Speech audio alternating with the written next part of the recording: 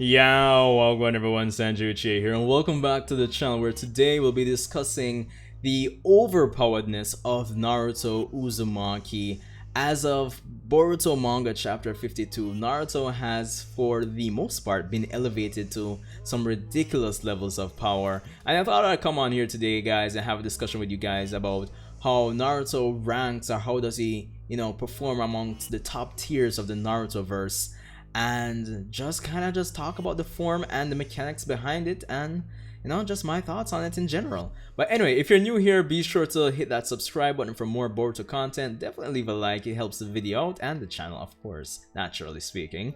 But naturally, just leave your comments and let me know what you think about my thoughts here about Naruto Uzumaki, the form, and all that jazz and blues that we have planned for today's discussion. But without further ado, let's get right into it. So Naruto Uzumaki, Baryon mode, chapter 52, last week, total madness. total madness. Of course, if you haven't heard by now, Naruto has obtained a new transformation titled Baryon mode. If you don't know how it works, of course, we are introduced to the fact that Naruto Uzumaki and Kurama the Nine-Tailed Fox essentially use their chakras as two distinct power sources that are kind of smashed into each other and combined to produce a new type of chakra energy, which elevates Naruto to some ridiculous levels of power. Now, Naruto was already amongst the top tiers of the Naruto verse, I would say. I think that goes without saying. But this new transformation, for the most part, elevates him to probably the #1 spot.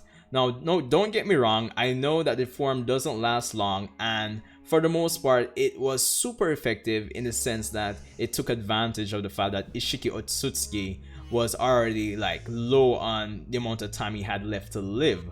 So for the most part, I will acknowledge that and factor that into my discussion. Now, the form itself, Baryon mode. Honestly, the design is still kind of growing on me, if I'm being honest. I don't hate it, but I don't overly like it. It's still growing on me. But yeah.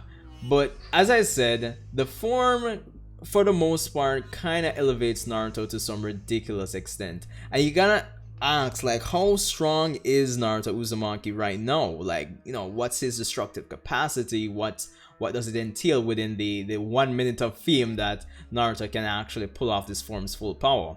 Now, we've been seeing Naruto grow at an exponential rate ever since the 4th Great Ninja War, going from modes like KCM, QB Chakra mode, to Biju mode, to Biju Siege mode, to 6-Path Siege mode, to 6-Path TLB Siege mode. It's insane how much transformations he got in the 4th Great Ninja War. Know that I say them all one after the other. It's ridiculous. But the point is, he grew at an exponential rate from probably he was already kind of in the upper echelon, upper tiers already, but he really and truly elevated himself to necessarily, I would say, the god tiers of the verse. And with 15 additional years after that, he truly has become, at least I would say, in the top 5, top 7 strongest characters within the Naruto verse, debatably speaking, I suppose, but I don't think persons would rank him much lower than that. Now, when you really talk about and try to consider or theorize how strong Naruto is, honestly, I know when it comes on to persons here on YouTube that do power scaling for Naruto, that reference guides and all of that, kind of really showcase how using these sources showcase how strong Naruto is. But for me personally, seeing how strong Naruto is, getting a clear picture of it, really came to me in the last Naruto the movie, when Naruto Uzumaki stopped Toneri Otsutsuki's technique. And I know the moon was hollow, but hollow or not, Toneri managed to cut the moon in half, and Naruto, without using any 6-Paths powers, was able to stop the same technique that split the moon in half. So, adding on 6-Paths power to that, plus 15 additional years, already puts Naruto in I wouldn't say a class of his own, because Sasuke is up there as well. Well, when his Rinnegan was still in warranty, at least, but but yeah, Naruto is in one of the that god level class with all that information taken into consideration. Now with the Baryon mode, it kind of elevates him to what I would say stronger than, potentially speaking, Hagoromo and even Kaguya when you really think about it. Based on his performance against Ishiki, I would arguably say that Naruto is stronger than these characters. He's potentially the strongest person within the verse, for at least a minute, to say the least. So there's that to consider. But in even comparing Naruto in this state against the other top tiers, as I was mentioning earlier, I'm not as naive to say I see the drawbacks of the form. It can only, even if you could definitively say Naruto is stronger than, like, say, Hagoromo and Kaguya, I don't think Naruto would be able to finish them in time. So at the same time, I feel they'll still get the win at the end of the day. But the point is, Naruto probably, I think a fair assessment would say he's at least multiplanetary. Right, no, all things considered. But I didn't just want to kind of harp on Naruto's new form and just kind of, probably theorize how strong he is. I'm interested in the mechanics behind the form and how it can potentially be applied to, like, other characters in this series, right? Because this idea that the characters using chakra can simulate nuclear fusion, at least between two characters, like a Jinchuriki, like the Jinchuriki's chakra and the TLBC's chakra can be used to, combine, smash their chakras together, kind of to create a new type of energy. I'm wondering, can this be applied to other characters? Because for the most part, so far, this is the closest thing we're going to get to, like, fusion, like similar to like a Dragon Ball in Naruto right now.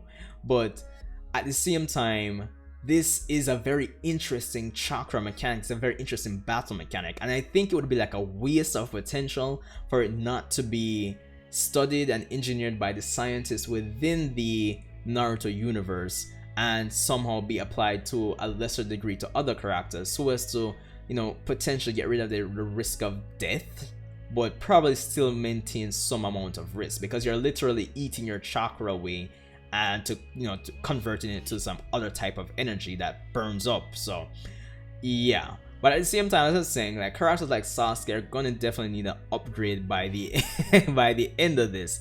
So this is why my concern about making use of this whole new battle mechanic on other characters comes in. So that's really what I was thinking of. Now, I don't know if it's going to be a case where we're gonna be running around and other characters gonna be like, hey, let's fuse, or I don't think it's gonna be anything like that. But at the same time, I think with how I've been theorizing that, if you see my video yesterday regarding Kawaki, my expansion on, like, Kawaki saving Naruto and just discussing Naruto's fate, I think Naruto will be stored in the timeless dimension that Ishiki has, that he can access via Daikokuten.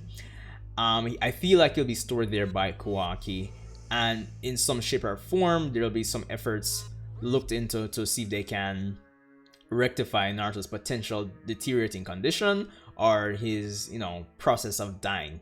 That's my theory, at least. So yeah, but for the most part, Naruto really strong.